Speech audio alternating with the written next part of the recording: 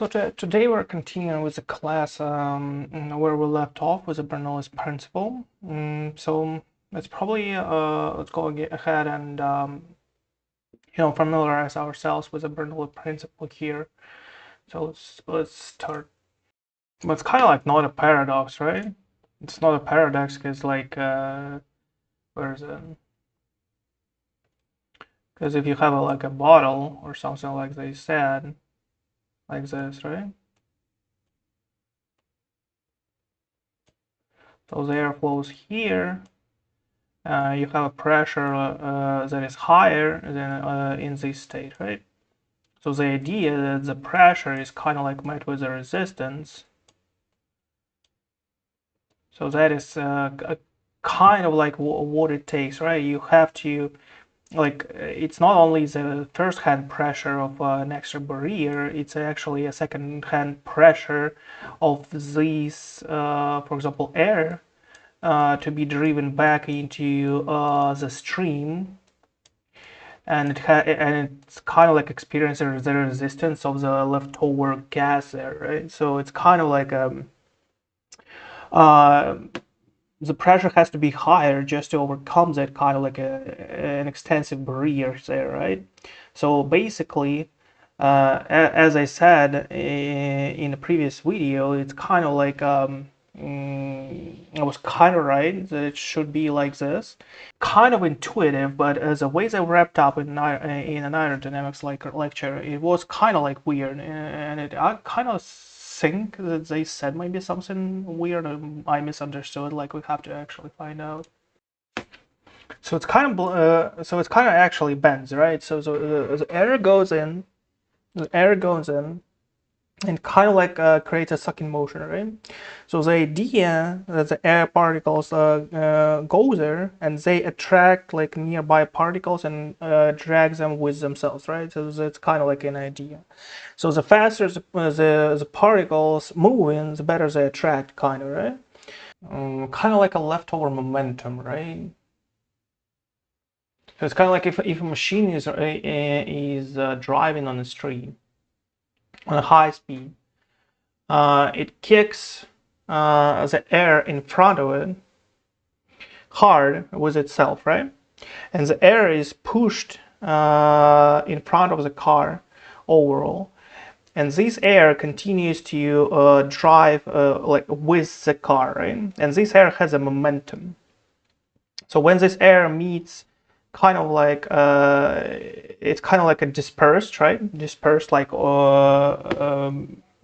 in front of the car.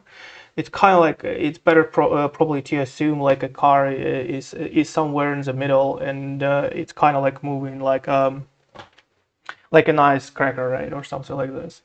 So and this air is kind of like dispersed, so it like moves not only in the direction of the car, but also like or in some other directions, like with less force, right?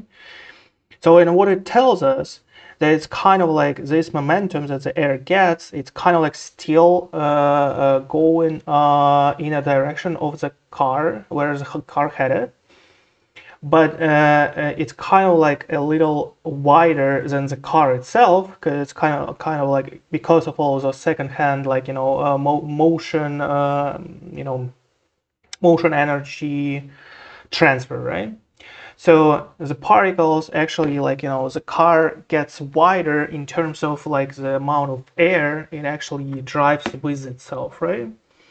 And this kind of motion also creates the fact that around the car there will be like places where like still, for example, leaves will go after it, right? You can see it in everyday's like motion. Like for example, a car drives fast enough and the leaves like near it, like on the highway, like on a sidewalk, kind of like flies with it if it's close enough. Maybe that and that is kind of like the case. They create the perfect like experiment where there is like no actual gap, so it needs to go somewhere. Like this kind of like pressure, this kind of like force needs to release energy at some point, like somewhere. So it kind of like grabs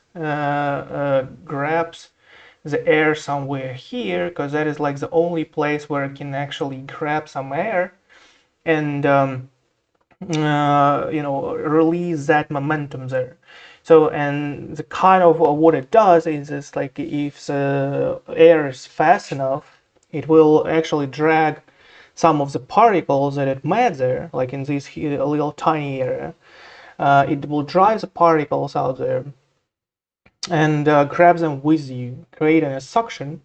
And that is kind of like what it means to actually do that. But considering that like second-hand suction is actually going deeper and deeper and deeper, you kind of like have this ability of particles to actually suck from a deep down, like bottle, and actually deliver a water like strong enough, right? If the force is strong enough, right? So that is probably kind of how to understand like a Bernoulli principle. But my question here is, what if the tube is kind of like one molecule in diameter? Like what will it do? Like considering the pressures there, it will still like suck the molecules out there. But what about like the actual tube? Will it just like melt? Or what? It's kind of like a friction between like between walls should be like really huge, right?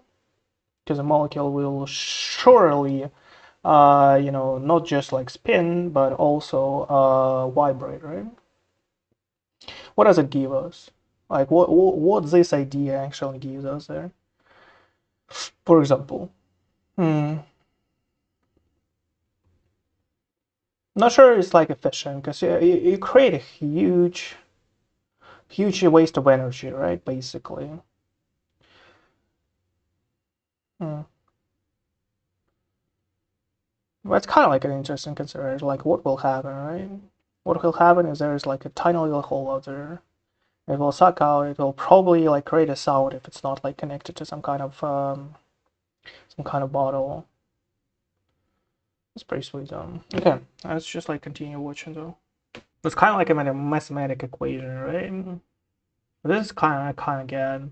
So it's kind of like they're telling me that the energy here is still like the idea of a transfer energy is that if there is nowhere to go, the energy will like the particles will just kick themselves like crazy extra, right? Extra kicking of particles that are actually in the flow. So that is how the pressure or like the speed will actually increase it, right? That's pretty sweet. So what Bernoulli observed was the case that when there is a decrease in pressure, there's an increase in velocity. That's the core concept that you have to understand. And so when we think about an airfoil, when we see that, and I'll draw another airfoil for us to talk about. So that's how I misunderstood, like when decrease of pressure, it's meaning kind of like when the change of the environment happens with like where there will be a decrease in pressure, meaning the tube will be a little like a little more narrow, right? When there is like a decrease in pressure due to that factor, you will have an increase in velocity. That is like okay. Considering like that, I didn't understand like what kind of like Bernoulli principle is. I think that is like the whole point why that it was confusing to understand, because they actually talk like to person that actually knows what kind of like Bernoulli principle is, right? That is probably why we're confused a little bit. But they position themselves like people who can teach a person without any physics background, like, and yet their lecture is kind of weird. Like their lecture assumes that people understand. Me, even like a physicist, like in the past, who never like study aerodynamics, can like heard about Bernoulli about like probably 20 years ago or something, and just like forgot everything. And still, it's hard for me to understand how they actually like perform the lecture. And for a person without like a physics background, it would be a nightmare. So they will just like not like they understand, but they don't, like